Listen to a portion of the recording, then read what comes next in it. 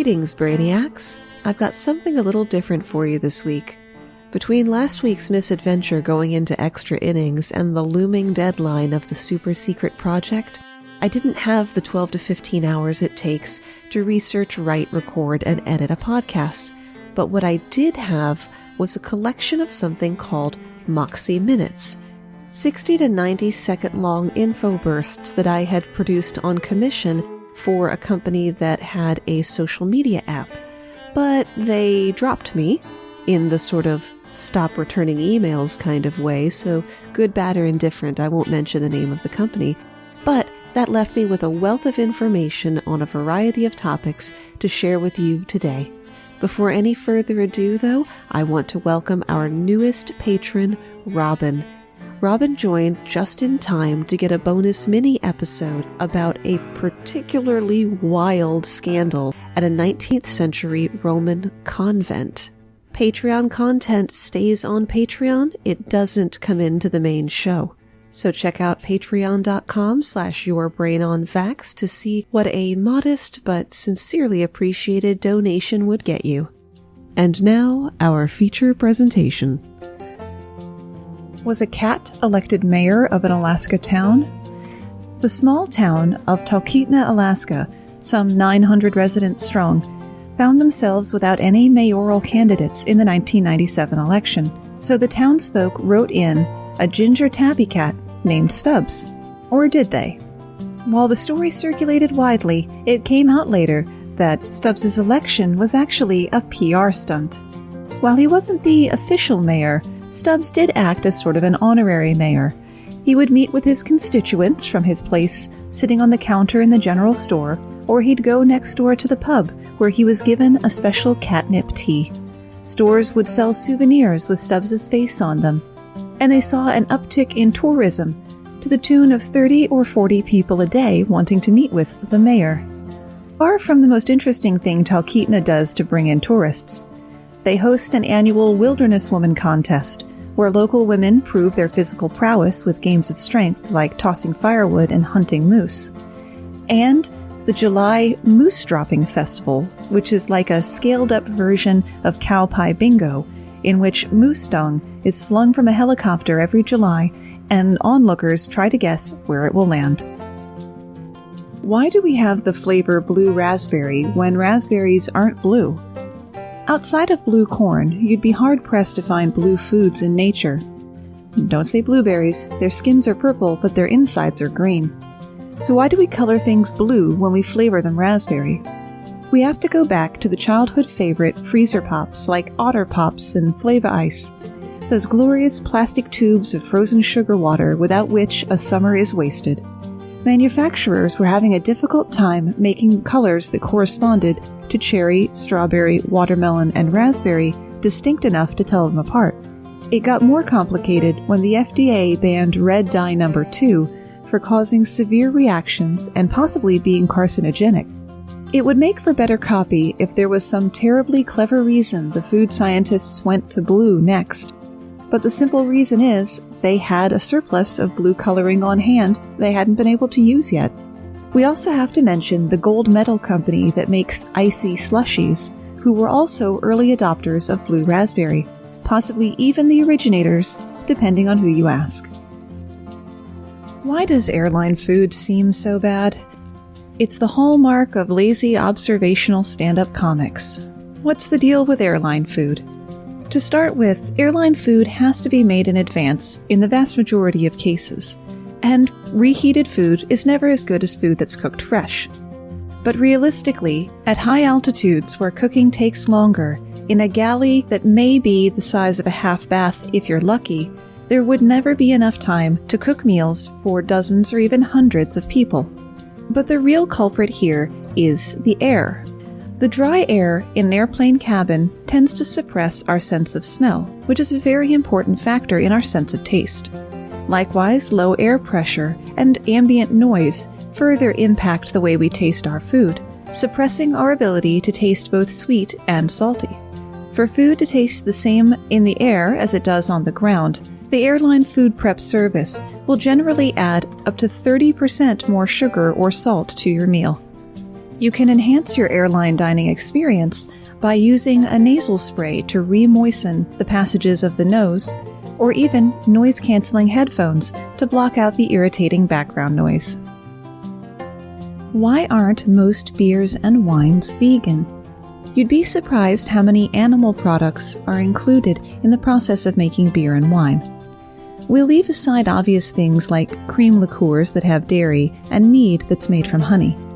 All young wines are hazy due to tiny particles like proteins, tannins, and phenolics. They're perfectly safe to drink, but not desirable to the consumer. So vineyards and breweries use what are called fining agents. These help the particles to precipitate out. Traditional fining agents include casein, a milk protein, albumin, which is egg whites, gelatin, made from hooves and connective tissue, and isinglass, fish swim bladder. That was the agent of choice for the Guinness Brewing Company. But don't worry if you're a vegan who likes a pint of the black stuff. They're no longer using the swim bladders. There are a number of vegan wines and beers on the market today that use things like bentonite, a type of very fine clay, or activated charcoal to make their wines and beers jewel clear. Why are there no bee batteries? In 1924, a system of standardized battery sizes and names was developed by industry and government representatives. Based on the alphabet, the smallest single-cell batteries were dubbed A and went on from there to B, C, and D. There was also a number 6 battery that was pretty commonly used, so it was grandfathered in without a name change. As battery technology improved and batteries got smaller, new sizes of batteries were made, such as AA and AAA. These newer batteries were the right size for the growing consumer electronics market, so they caught on quickly. C and D cell batteries found their niche in medium and high drain devices. But single A and B batteries simply didn't have much of a market and have more or less disappeared in the US. They are still out there, though. A batteries were used in early model laptop battery packs. B batteries are still sometimes used in Europe for lanterns and bicycle lamps. There are also F batteries, which you can probably buy at your local store. They're the big lantern batteries used in flashlights. Should you treat a jellyfish sting by peeing on it? The thing that's hurting you in a jellyfish sting is a nematocyst. That's the barbed, venom-dispensing cell in a jellyfish's stinger. While urea would help to remove the bits of tentacle, human urine is too dilute. It also contains salt, which triggers the nematocysts to fire more venom into the skin. All you're doing by whipping it out and peeing on your friend with the jellyfish sting is embarrassing yourself and potentially making your friendship a little awkward. Trying to scrape away the tentacles as the first step could also be bad, as the pressure would trigger the nematocysts, as would alcohol, whether rubbing alcohol or, say, beer. Other home remedies like shaving cream, baking soda, seawater, and my mother's tried and true meat tenderizer also have no effect. Your best bet is vinegar. It prevents the nematocysts from firing off more venom. So if you get stung by a jellyfish, pour vinegar on the affected area and have someone with gloves remove the stingers with tweezers. Then, counterintuitively, you want to apply heat to the area, not cold. Does the position of a horse's hooves on a statue tell you how its rider died? There's long-standing folk wisdom that you can tell how a soldier commemorated in a statue died by the position of his horse's hooves. Supposedly, 1 hoof off the ground means that he was wounded in battle. 2 hooves mean that he died in the battle. And all 4 hooves on the ground means that he survived every battle unharmed. This is purely folklore with no foundation in history. It's been passed from word to mouth and even written down as fact for so long that it's difficult to trace its origin.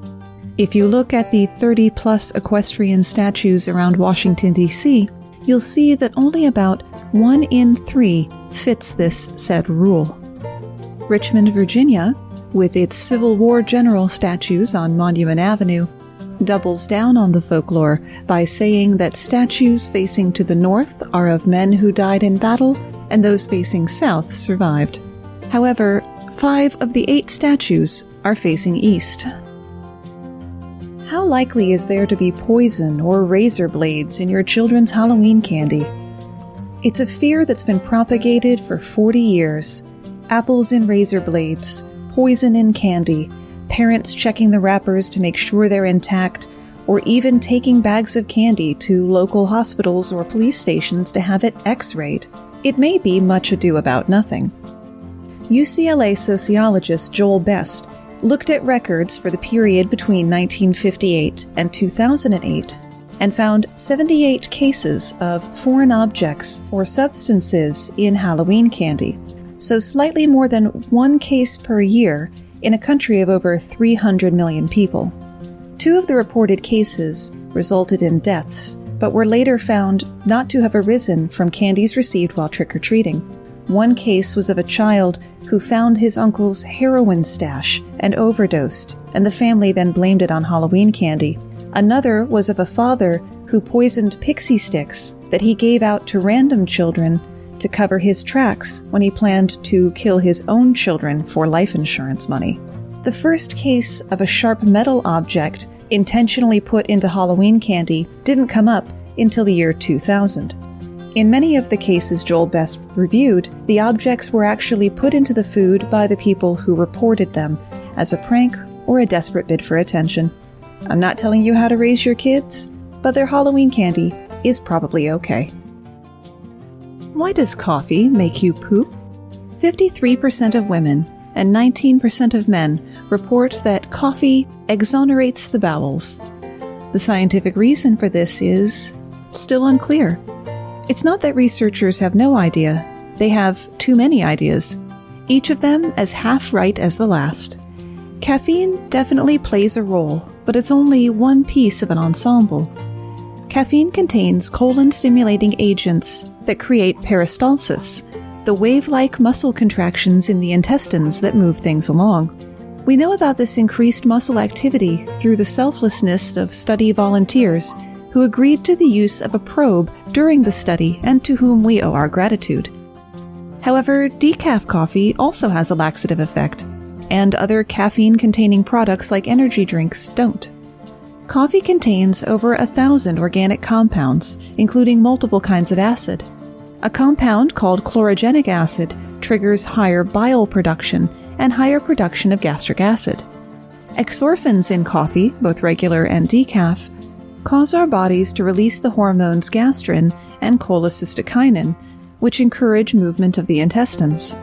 Coffee is also high in magnesium, which can make people poop, and there are yet more potential causes that will have to go unnamed for now. How did Tootsie Rolls candy save lives during the Korean War? Tootsie Rolls hold the distinction of having saved the lives of American troops during the Battle of Chosin Reservoir during the Korean War. The entrenched Marines were outnumbered, outgunned, suffering below zero temperatures, and running out of mortar rounds. They couldn't call for resupply because the area was thick with enemy anti-air emplacements. Their supplies would be shot down. After 2 desperate days of waiting, the radio men had to risk it, using the code word Tootsie Roll to call for mortars. To their surprise, an airdrop came with cases and cases of actual Tootsie Rolls. While they still needed ammo, it turned out to be a blessing in disguise.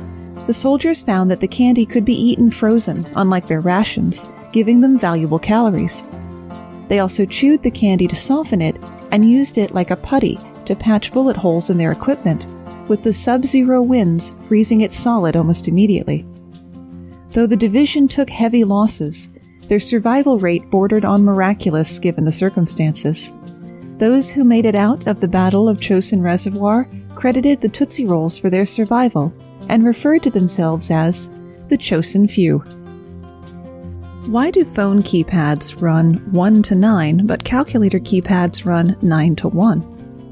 In the late 1950s, Bell Laboratories was designing a push-button alternative to the old rotary telephone. The only device in common use at the time with a numerical keypad were adding machines, early calculators. So why didn't Bell copy that layout? One widely circulated theory is that Bell Labs reversed the calculator layout to create a small amount of strategic confusion, to slow down the caller, both ensuring they hit the right numbers, and slow down the numbers being sent to the switchboard. Bell Labs actually tested a number of layouts, from 2 columns to circles to strange shapes. The study concluded that the 3x3 version, with 1, 2, 3 in the top row, was the easiest for people to master. Also, when it came time to match letters of the alphabet up to the numbers, putting 1, 2, 3 at the beginning made more sense to line up with the beginning of the alphabet. But how did the calculator layout come to be? Bell Labs contacted all of the leading calculator manufacturers to find out why they had chosen to put low numbers at the bottom and high numbers at the top. It turns out that decision was largely arbitrary. That was the way the first adding machine had been designed, so that's what everyone else did. Why are people so put off by the word moist? Researchers from Oberlin College in Ohio and Trinity University in San Antonio ran 3 different experiments to figure out how many people really find the word moist unpleasant and why. More than 20% of the population studied was averse to the word, but not because of the way it sounds. Rather, its association with bodily functions seemed to turn people off most, whether they realized it or not. The younger the study participants were, the more likely they were to dislike the word. The more disgust they associate with bodily functions, the less they like the word moist. Most of the participants who told the researchers they hated the word chalked it up to the phonics. To them, it just sounds ugly and gross. However, people didn't show the same aversion to words like foist and rejoiced that utilize the same sound. People found the word moist most disgusting when it was accompanied by unrelated positive words like paradise, or when it was accompanied by sexual words. By contrast, when it accompanied food words, people weren't as bothered. Seems obvious. No one wants damp cake. What's the difference between a mortician, a funeral director, and an undertaker? Generally speaking, the terms funeral director and mortician are often interchangeable. Mortician means a person who handles a body in preparation for a funeral. Funeral director typically means someone who owns the business, and many people do both. Undertaker is an antiquated euphemism that refers to someone who handles, or undertakes, all aspects of the post-death process. Now things get trickier when you get to coroner and medical examiner. Coroner varies widely from place to place. It can be an elected or appointed position. Sometimes it's the local funeral director or a sheriff's deputy. This is the person with the legal authority to order an autopsy in the case of a suspicious death. In many areas, particularly if that person is also a mortician, they may perform the autopsy, but coroners are not necessarily required to be doctors or have any sort of degree. A medical examiner, on the other hand, must have a degree in medicine, but is not necessarily a forensic pathologist. Where does the word Muppet come from? Homer Simpson said, "It's not quite a mop, it's not quite a puppet." The other prevailing wisdom is that the word Muppet is a portmanteau of marionette and puppet. This misconception has significant staying power because it was actually bolstered by Jim Henson himself. In the early days of the Muppets' television career, Henson identified that as the origin of the word Muppet. Later, he would admit that it was a nonsense word that he had made up, and he just liked the sound of it, but that making it sound like a combination of 2 other words gave it validity. The word Muppet predates the Muppet Show considerably, as it was created during Henson's run with the show Sam and Friends, a series of shorts that ran from 1955 to 1961 on the NBC affiliate in Washington, D.C., where we see the first incarnation of Kermit the Frog, who, as legend states, was made from Henson's mother's old overcoat and a ping-pong ball cut in half. What is a second cousin twice removed? Let's start with the easiest relation here, your cousin. They're the children of your aunts and uncles. A second cousin is someone who has the same great-grandparents, but not the same grandparents. Third, fourth, and fifth cousins mean you're going back that many generations for common ancestry. For example, a fourth cousin has the same great-great-great-grandparents as you. When the word removed is used to describe a relationship, it indicates that the two people are from different generations. The term once removed means that there's a difference of one generation. For example, your mother's first cousin is your first cousin once removed. This is because your mother's cousin is one generation younger than your grandparents, whereas you're 2 generations younger than your grandparents. This one generation difference equals once removed. Twice removed would mean that there is a 2-generation difference. You are 2 generations younger than the first cousin of your grandmother. So you and your grandmother's cousin are first cousins twice removed. Why does orange juice taste so awful after you brush your teeth? The credit or blame here goes to sodium lauryl sulfate. It's a surfactant, a substance that creates a satisfying froth by lowering the surface tension of water, in this case, your saliva, which allows more bubbles to form. Sodium lauryl sulfate also suppresses the tongue's sweetness receptors, and it destroys phospholipids. These are fatty compounds that inhibit the bitter receptors. With the sweet receptors out of commission and the bitter receptors in full force, orange juice loses all of its appeal. Recent research also shows that the fluoride in toothpaste may react with the acetic acid in the juice. But results to bolster this theory are limited. To be on the safe side, remember the old adage, beer before liquor, never sicker. Toothpaste before orange juice, dead. Is the toilet seat the dirtiest thing in your house? We naturally think of toilets as being dirty, but not only is the toilet seat not the dirtiest thing in the house, it's not even the dirtiest thing in the bathroom. The bathroom faucet may contain 20 times the bacteria of the seat, which is still only half as much as your kitchen faucet. Computer keyboards have been found to have a whopping 400 times the bacteria of the toilet seat. And wipe down your cell phone, that thing that touches your face, because it can have 7 times the bacteria of the toilet seat.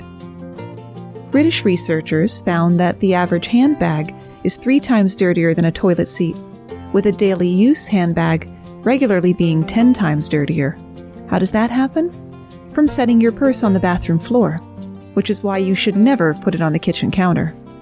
In the kitchen, your cutting board is a wonderland for fecal bacteria, with 200 times as much, but it's still not the worst.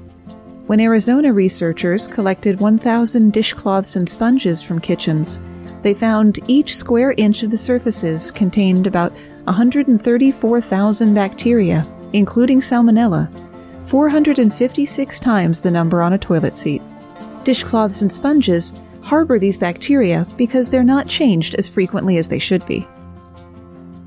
How much did the creator of Tetris make in royalties? The short answer, initially, nothing. Tetris is far and away the best-selling video game of all time, spawning remakes and ports since it was created more than 30 years ago. Alexei Pajitnov devised Tetris in 1985 while working for the Soviet Academy of Science in Moscow as a way to test the computer hardware he worked with. At the time, there was no video game industry in Russia, which was still part of the communist Soviet Union. Tetris was marketed internationally under Perestroika, Mikhail Gorbachev's plan to open up the Soviet economy by dabbling in capitalism. The game was a huge success, selling 40 million copies. But Pajitnov never received a ruble, not one single kopeck. Because Pajitnov was working for the government using their equipment when he created Tetris, the government retained the rights to the game, with no royalties being paid to him. After the Soviet Union was dissolved in 1991, Pajitnov moved to the United States, but the Russian government still maintained licensing rights to Tetris. It wouldn't be until 1996 when the rights for the game passed to Pajitnov, who then set up the Tetris Company, making new versions of the game and seeing unprecedented success in legally blocking copycat games. What's the difference between a symphony and an orchestra? Orchestra is a broad term for any ensemble with lots of string instruments. Fewer than 50 string players is a chamber orchestra. More than 50 is a symphony orchestra. Chamber orchestras play, unsurprisingly, chamber music, such as Haydn, Mozart, and Vivaldi. On the flip side, a symphony orchestra can boast more than 100 players, divided into strings, woodwinds, bass, and percussion. As the name suggests, they play symphonies, more complex pieces that usually require at least 24 different instruments. Think Beethoven, Brahms, and Wagner. Essentially, if an orchestra is big enough to play a symphony, it's a symphony orchestra. But what about philharmonic? A philharmonic is the same size as a symphony, but the term is used to set one ensemble apart from another, such as how Brooklyn has both the Brooklyn Philharmonic and the Brooklyn Symphony. So symphony orchestra is a generic term, whereas philharmonic orchestra is part of a proper name. Why does bright light make us sneeze?